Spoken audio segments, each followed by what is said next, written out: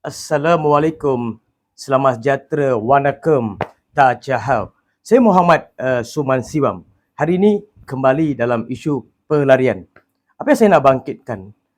Banyak kali rakyat dah menyuarakan dengan bentuk petition ataupun daripada keluhan mereka di media sosial di banyak platform sebenarnya. Jadi apa yang saya nak kritik hari ini, apa yang terjadi dengan perkara Rohingya IM13 berkaitan dengan kegagalan pentadbiran kita. Kegagalan mengurus pelarian-pelarian perang ini.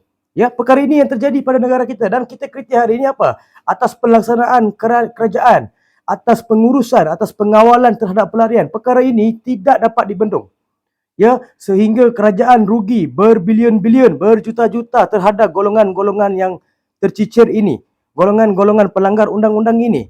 Ya, mereka naik sampan datang sini, sedangkan apa perang, diorang tiada alatan perang, apa semua tidak ada, tapi masih boleh masuk dekat negara kita. Dia boleh bocorkan benteng-benteng keselamatan negara. Jadi apa yang saya nak kritik, ya, macam Rohingya, IM13, pelarian daripada Filipina, semua sama, dia dikategorikan dalam pelarian. Ya, kita boleh ambil satu contoh daripada negara Brunei, negara-negara Thailand, Vietnam, mereka tidak menerima pelarian. Sebab apa mereka tidak menerima pelarian? Mereka tidak menandatangani mana-mana conversion pelarian. Itu yang pertama. Yang kedua, mereka lebih fokus pada kesejahteraan dan ekonomi rakyat dia sendiri. Dia fokus pada rakyat dia untuk membangunkan rakyat dia. Tetapi di Malaysia, kita tidak tanda tangan apa-apa conversion, kita tidak menyetujui iktirafkan pelarian, tapi masih ambil atas dasar kemanusiaan. Tetapi saya melihat ini bukan atas dasar kemanusiaan dan agama. Sebab apa? Di situ banyak sindiket yang kita nampak. Ya, sindiket berkaitan dengan IMM13 palsu, IC palsu, kad UNHCR palsu. Perkara ini wujud dan banyak isu telah diisukan, ditangkap, diambil tindakan. Wujud perkara-perkara yang begitu wujud berkaitan dengan kedaulatan negara wujud sebab ada pengkhianat daripada golongan kita, rakyat Malaysia. Hari ini kita rakyat Malaysia menyuarakan tentang kelemahan pentadbiran, terutama sekali Kementerian Dalam Negeri. Ya, kenapa ada sindiket-sindiket begini? Adakah ini atas dasar kemanusiaan ataupun untuk mencari untung di atas nama kemanusiaan dan Islam? Ya, perkara ini kita lihat hari ini bukan kemanusiaan semata-matanya. Sindiket-sindiket yang terjadi atas golongan ini terlampau banyak. Ya, masalah-masalah pelanggaran undang-undang dibuat oleh golongan-golongan pelarian ini terlampau banyak. Jadi kita sebagai rakyat Malaysia, kita menuntut pada kerajaan Malaysia, itu kerajaan madani, supaya halau mereka, supaya masalah ini dapat diselesaikan. Sindiket-sindiket ini dapat dilupuskan. Sebab kita tidak ada kaitan pun dengan pelarian. Dan kita tidak menerima pun pelarian di Malaysia.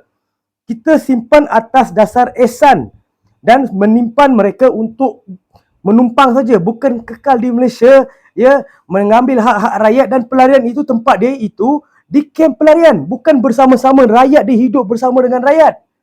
Ya, itu perbezaan negara yang menguruskan pelarian dengan baik dan negara yang mengambil kesempatan ke atas kemanusiaan dan mencari duit atas sindiket-sindiket tertentu. Wujud perkara ini. Jadi kita mahukan pelaksanaan keselamatan ini teratur. Ya, menguruskan pelarian ini dengan teratur, bukan kita bagi lepas macam kambing berkeliaran.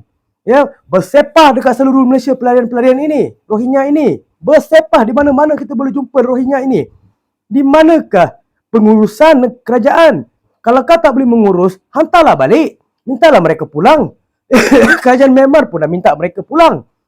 Hantarlah, buat apa simpan? Ya, untuk sindiket, untuk cari duit. Ya, untuk cari duit atas dasar kemanusiaan, untuk mencari duit atas dasar agama, menunggang agama ke cari duit, tak masuk akal. Hantar pulang supaya kita dapat melaksanakan semua dasar kepada rakyat. Rakyat masih lagi ramai yang merempat di negara Malaysia ini. Yang ada IC ini merempat. Susah hidup dia. Tidak dapat apa-apa bantuan. Patut kita fokus pada kemasalahan masyarakat, rakyat tempatan sendiri. Bukan sibuk dengan pelarian. Bukan sibuk dengan pelarian. Malaysia tidak menandatangani mana-mana konvensi. Jadi buat apa kau sibuk dengan pelarian?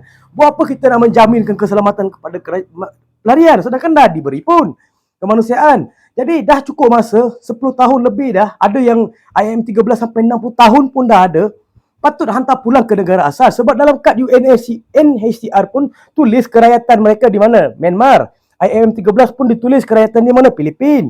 Jadi buat apa kita nak menidakkan perkara itu? Sedangkan mereka ada negara asal mereka, daripada mana mereka datang. Kemanusiaan itu penting. Saya tidak menafikan kemanusiaan seperti mana Brunei buat. Mereka mementingkan nilai kemanusiaan, tetapi mereka tidak menyimpan pelarian. Mereka lebih fokus pada masyarakat dia, ekonomi negara dia.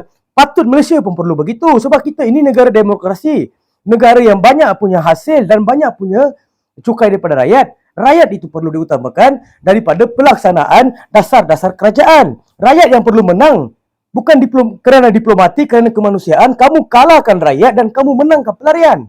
Kita tidak mau begitu. Ya, saya harap pelaksanaan pengurusan pengawalan terhadap pelarian ini perlu kuat, perlu seimbang dengan pandangan rakyat, dengan hak rakyat, seperti mana dalam perkara 8 menyatakan kesamarataan kepada rakyat.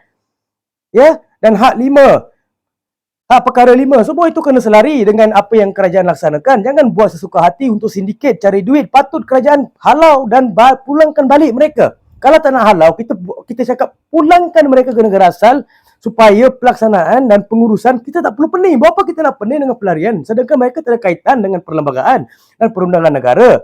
Kalau perundangan antarabangsa itu berkaitan dengan UNHCR, bukan kaitan kita. Sebab ada negara-negara yang sudah tanda tangan Konvensyen Pelarian 1991, hantar ke negara mereka supaya mereka dapat perlindungan dan jaminan keselamatan hidup mereka. Bukan di Malaysia. Malaysia ini tempat persinggahan, transit saja. Jangan jadikan kekal sampai 10 tahun transit dia. Apa benda transit tu? Transit apa tu kalau dah 10 tahun, dah sampai 60-70 tahun? Apa benda transit tu? Itu dah kekal. Kita tidak mau pelaksanaan dan pengurusan undang-undang dijadikan seperti cacah merbah, jadikan cap ayam.